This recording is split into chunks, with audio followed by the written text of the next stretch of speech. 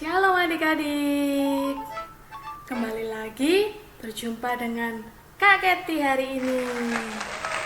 Adik-adik, sebelum kita mau mendengarkan firman Tuhan, kita mau berdoa terlebih dahulu ya. Oke, sikap doa yang baik, lipat tangan, tutup mata, kita akan berdoa. Bapa yang bertakhta di dalam kerajaan surga, terima kasih Tuhan buat kesempatan yang Kau beri kepada setiap kami anak-anak-Mu sampai hari ini. Tuhan, tadi kami sudah memuji memuliakan nama-Mu. Sekarang kami mau mendengarkan firman-Mu. Tuhan tolong bantu setiap kami Tuhan, agar kami dapat mengerti firman-Mu pada pagi hari ini. Di dalam nama Tuhan Yesus, kami berdoa dan mengucap syukur. Haleluya, amin. Nah adik-adik, sudah siap untuk mendengarkan firman Tuhan hari ini? Oke, sip. Kita hari ini mau belajar kepada firman Tuhan dari kitab Kisah Para Rasul. Adik-adik sudah siap kan Alkitabnya? Mungkin bisa dibantu sama papa mama ya untuk buka Alkitabnya.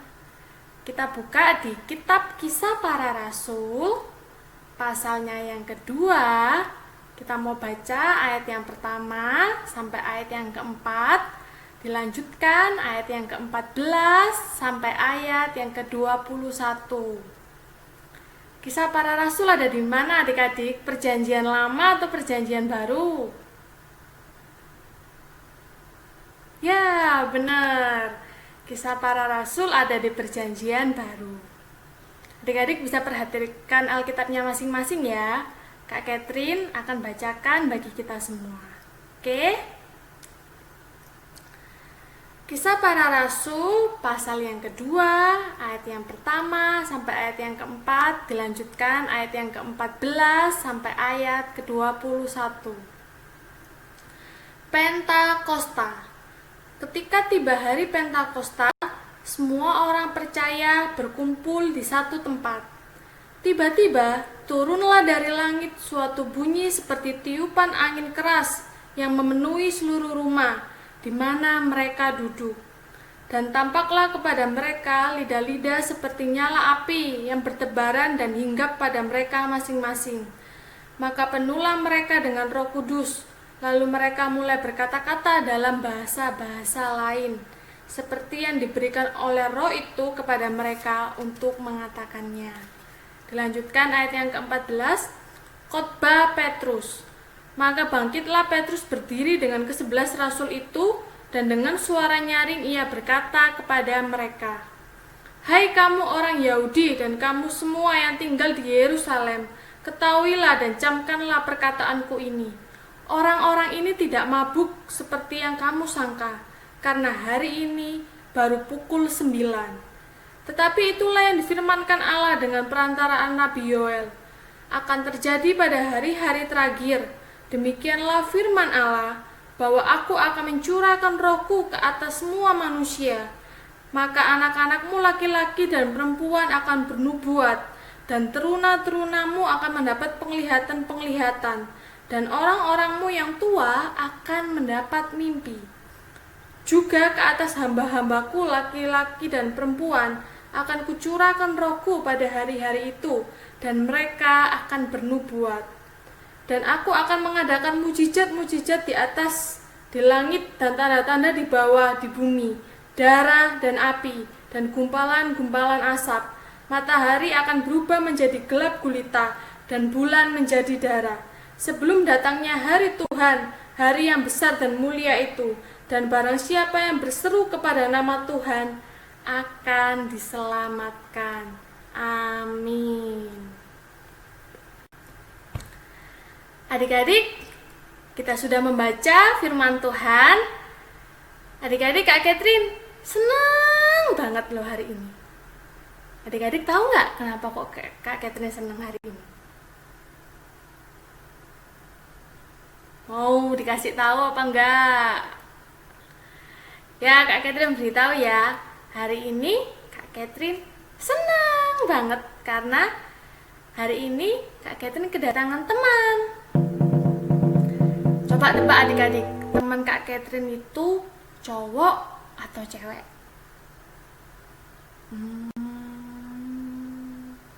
Cowok atau cewek ya? Perempuan atau laki-laki? Ada yang bisa tebak? Coba Kak Catherine dengar. Ada yang bisa tebak nggak? Coba sih. Oh iya, benar adik-adik. Teman Kak Catherine ini cewek, perempuan. Adik-adik mau kenalan nggak? Siapa yang di sini mau kenalan sama teman Kak Catherine? Angkat tangan. Wah, kayaknya banyak ya. Oke deh, kita mulai kenalan ya. Tapi sebelum itu, Kak Catherine beritahu dulu nama teman Kak Catherine biar bisa panggil dia. Namanya Fiona. Siapa adik-adik namanya? Fiona. Panggilannya Ona. Oke? Namanya Fiona ya. Kita panggil sama-sama ya. 1, 2, 3. Fiona. Fiona kemana ya adik-adik? Coba panggil sekali lagi yuk. Fiona, kamu di mana?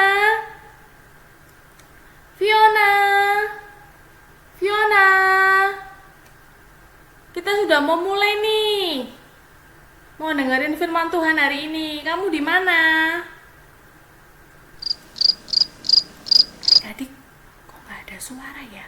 Coba kita panggil sekali lagi ya. 1, 2, 3.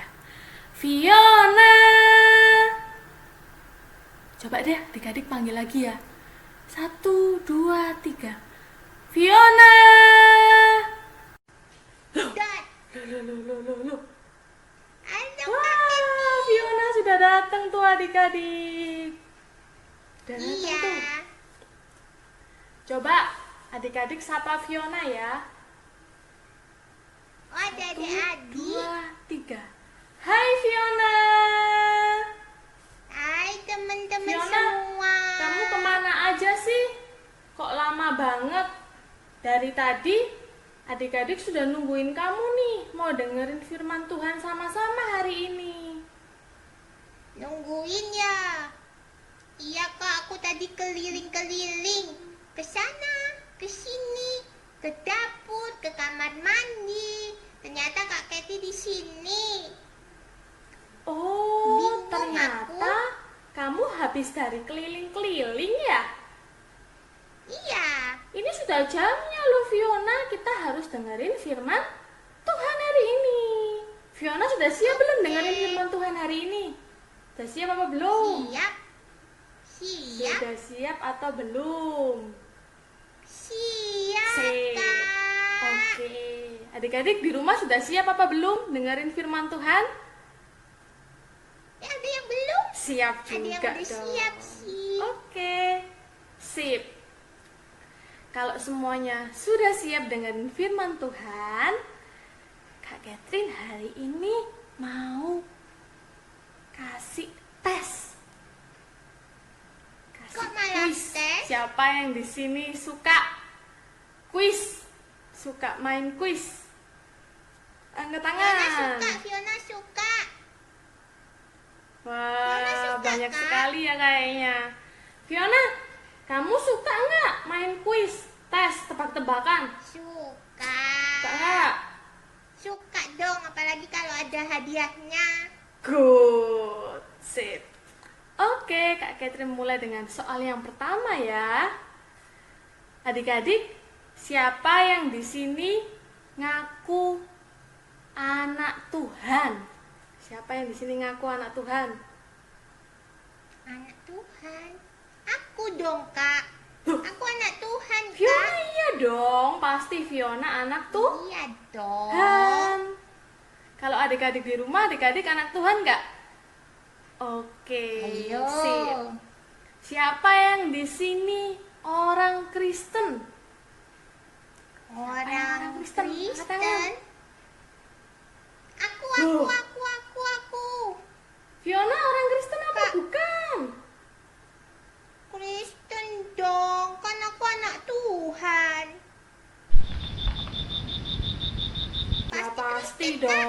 Fiona kalau anak Tuhan, Fiona juga orang Kristen. Oke, Ya dong. Kak Catherine mau tanya pertanyaan selanjutnya. Adik-adik, Apa tuh? kalau kita ngaku kita orang Kristen, anaknya Tuhan, adik-adik pasti bisa jawab nih pertanyaan yang akan Kak Catherine tanyakan. Ada yang tahu nggak hari Natal itu hari apa? Aku Ayo. tahu Kak, aku tahu.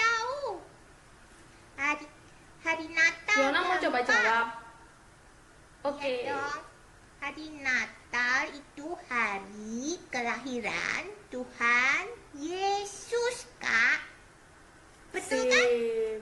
Benar Fiona. Hari Natal Yeay. itu hari kelahiran Tuhan Yesus.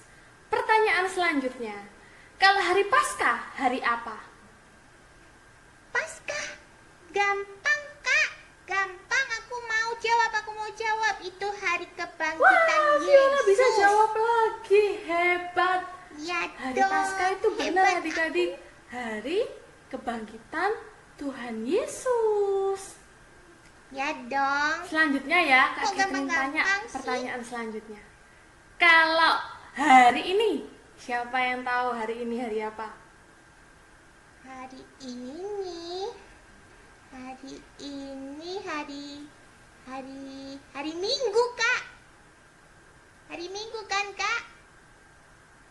Ya Loh. kan, Kak? Ya jelas Fiona, hari ini Kak Catherine juga tahu kalau hari Minggu. Maksud Kak Catherine, Nah, hari ini hari yang penting juga untuk orang Kristen, hari raya yang penting. Fiona tahu nggak hari ini hari apa? Selain hari Minggu. hari raya ya? Nggak tahu, Kak. Hari apa ya? Wah, Fiona kayaknya nggak tahu ya. Kalau gitu Kak Catherine mau tanya deh ke adik-adik aja. Adik-adik tahu nggak hari ini hari apa selain hari Minggu? Emang ada yang tahu? Gak ada yang tahu ya? Hari Wah, kalau Hari gitu Kak apa Catherine ya? kasih tahu deh. Hari ini itu hari Pentakosta. Adik-adik nggak pernah denger ya? Costa. Fiona pernah denger nggak sebelumnya? Apa ya? Pernah. Barusan dengar. Loh, ya jelas pernah dengar. Barusan kan Kak Catherine ngomong. Pasti Fiona juga Iya. baru denger ini ya? Iya, Kak. Oke, Kak Catherine nanti mau jelasin apa sih itu hari Pentakosta. Hari Pentakosta itu hari Tuhan mencurahkan Roh Kudus kepada semua orang yang percaya. Adik-adik, nanti Kak Catherine akan ceritakan Pentakosta lebih jelas lagi ya. Oke? Iya, Kak. Cerita Sip. ya. Adik-adik, tadi kita sudah baca firman Tuhan. Kita mau merenungkannya ya hari ini. Fiona sudah siap untuk mendengarkan firman Tuhan hari ini? Siap dong. Oke. Kamu dengerin baik-baik ya. Kak Catherine akan beritakan firman Tuhan ke Fiona dan juga ke adik-adik. Sip. Oke, Kak. Aku duduk di situ ya. Pada saat itu adik-adik, para rasul sedang berkumpul di satu tempat. Mereka berkumpul di satu tempat, tiba-tiba mereka mendengar suara angin yang begitu kencang suaranya.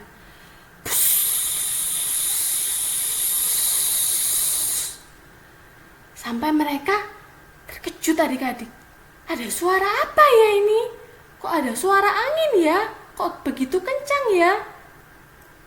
Kemudian mereka melihat ada lidah-lidah api seperti nyala api yang bertebaran di sekeliling mereka, di atas kepala mereka.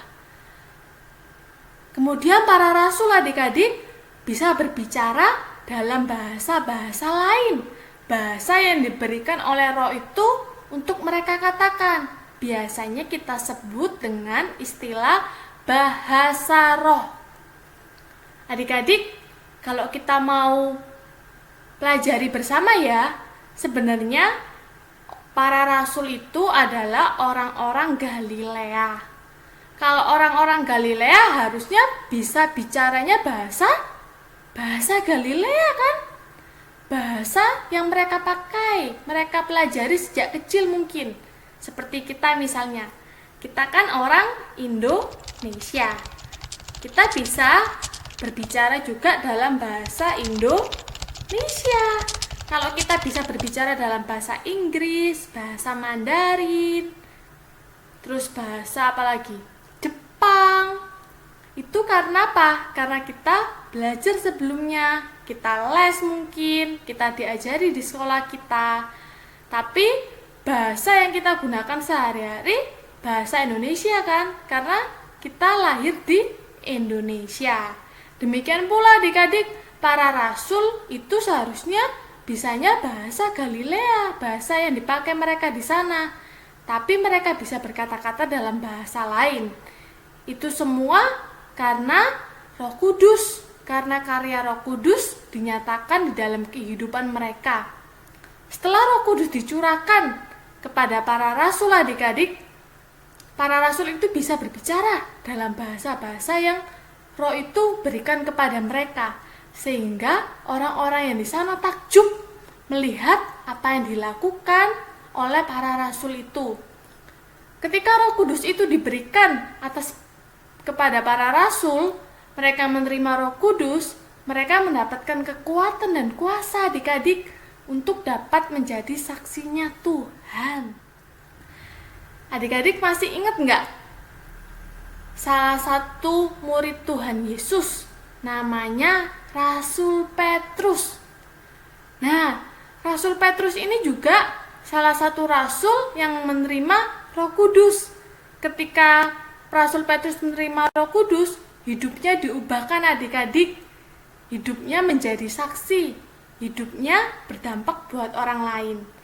Waktu itu para rasul berkhotbah di hadapan banyak orang, dan pada saat itu ada 3.000 orang mau dibaptis.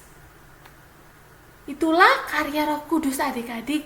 Karya Roh Kudus memampukan Rasul Petrus yang tadinya seseorang yang tidak berani berbicara di depan umum menjadi seseorang yang berani untuk memberitakan kebenaran firman Tuhan.